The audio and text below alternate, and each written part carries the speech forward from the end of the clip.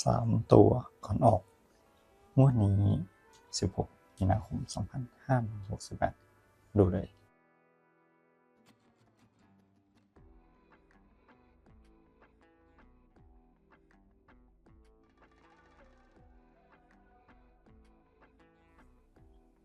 สวัสดีครับมาดังวันนี้เลขเด็ดมันวันนี้มาดูสูตรเลข3 ตัวก่อนออกวันนี้นะครับอันดับแรกเรามาดูสูตรคำนวณนะครับ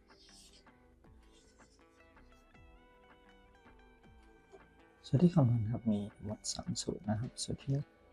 หลักหมื่นบวกหลักพันทั้งหมด3 ครั้งบวกหน่วยล่างและ3 ครั้งที่สูตรที่2ครับหลักพันบวกหน่วยบน2 ครั้ง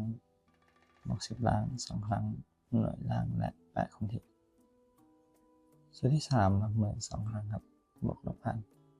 บวก10 ล่าง2 ครั้งและบวก9 ครั้งที่ครับไปดูวิธีคำนวณและตรวจสอบทั้ง3 สูตรพร้อมกันเลยค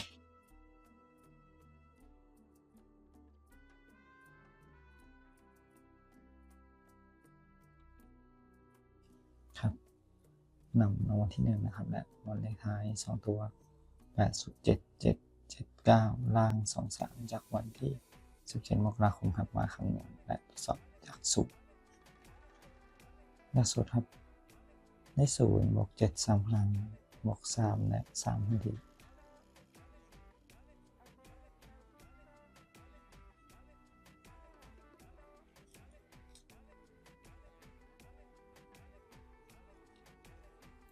รวมตัวเลขเท่ากับ27ครับ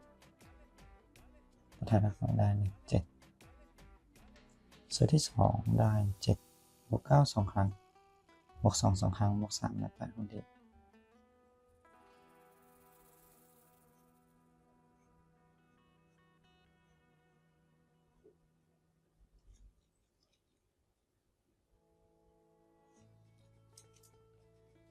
รวมตัวเลขครับเท่ากับ40ประธานนักได้เลข0สูตรที่3ครับหลักหมื่น2 ครั้งเลข0บวก7บวก2 2 ครั้งและ9 คงที่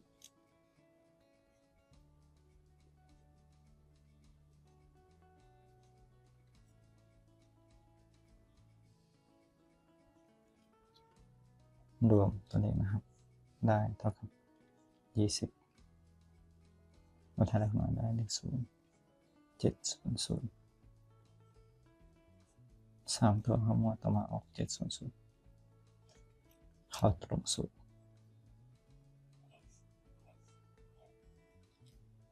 ต่อไปครับหมวดที่2หมวดที่1 558 700ล้าน51นะครับ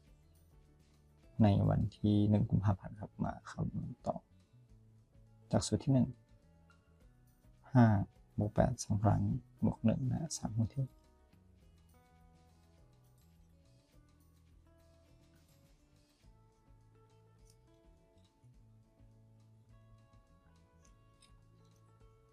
ผลรวมครับได้เท่ากับ33ประธานมาเลข3สูตรที่2 8บวก0 2 ครั้งบวก5 2 ครั้ง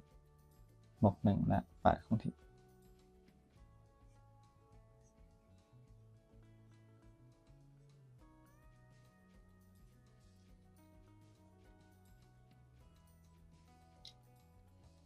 ผลรวมครับ8บวก5บวก5บวก1บวก8เป็น27ประธานมาเลข7สูตรที่3ครับหลักหมื่นนะครับ5 2 ครั้งบวก8บวก5 2 ครั้งบวก9 คงที่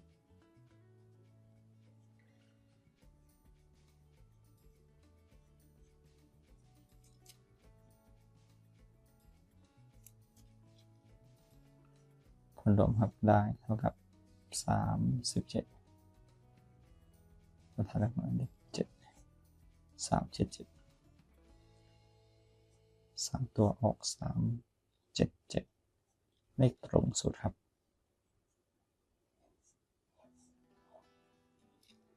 ครับมาตรวจสอบจากหมวดที่3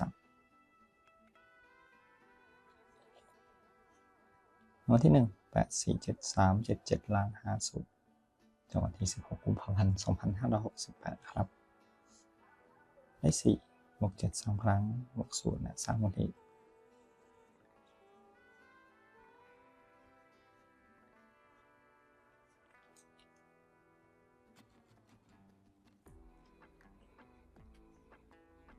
รวมทำได้เท่ากับ28มาถัดมาสูตรที่2ครับ7บวก7 3ครั้งบวก5 2ครั้งบวก0และ8คงที่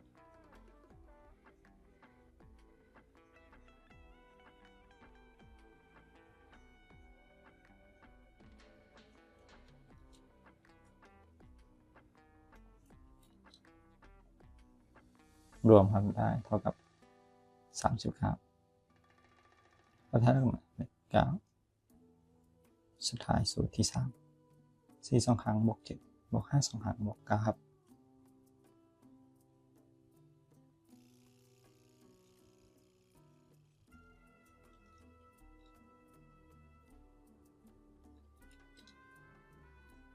ผลรวมนะครับได้เท่ากับ34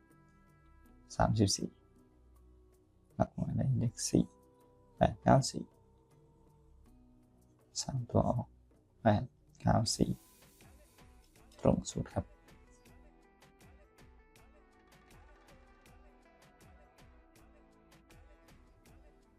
เป็นสำนวนนะครับที่เราจะสอบเรานำสูตรนี้ครับไปใช้ในการคำนวณวันต่อไปดูพร้อมกันเลยครับ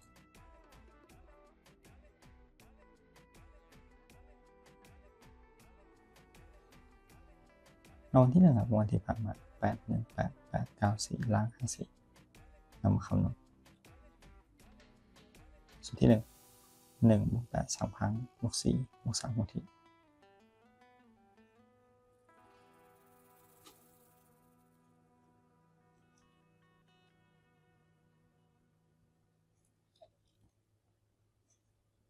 ผลรวมได้เท่ากับ32ตัวแทนเลข2ครับ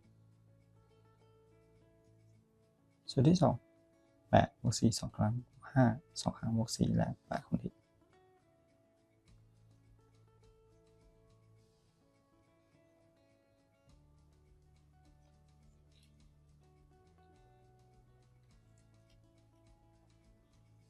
ผลรวมครับได้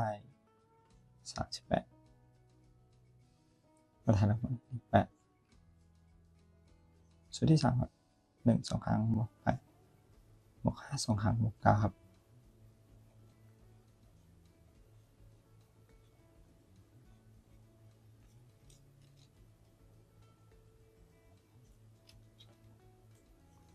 ผลรวมได้เท่ากับ29ตัวแทนเลข9ครับ289 289นะครับ16มีนาคม2568ครับสรุปเลขสุดนะครับ3ตัวก่อนออกพวกนี้อีกครั้งครับ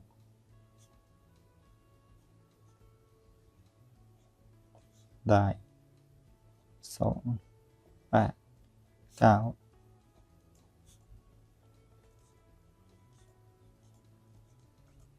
16มีนาคม2568ครับก็ขอบคุณทุกท่านนะครับที่ติดตามรับชมรับฟังครับและก็อย่าลืมกดไลค์กดแชร์กดติดตามเป็นกำลังใจให้นะครับสำหรับวันนี้ขอให้ทุกท่านโชคดีสวัสดีครับ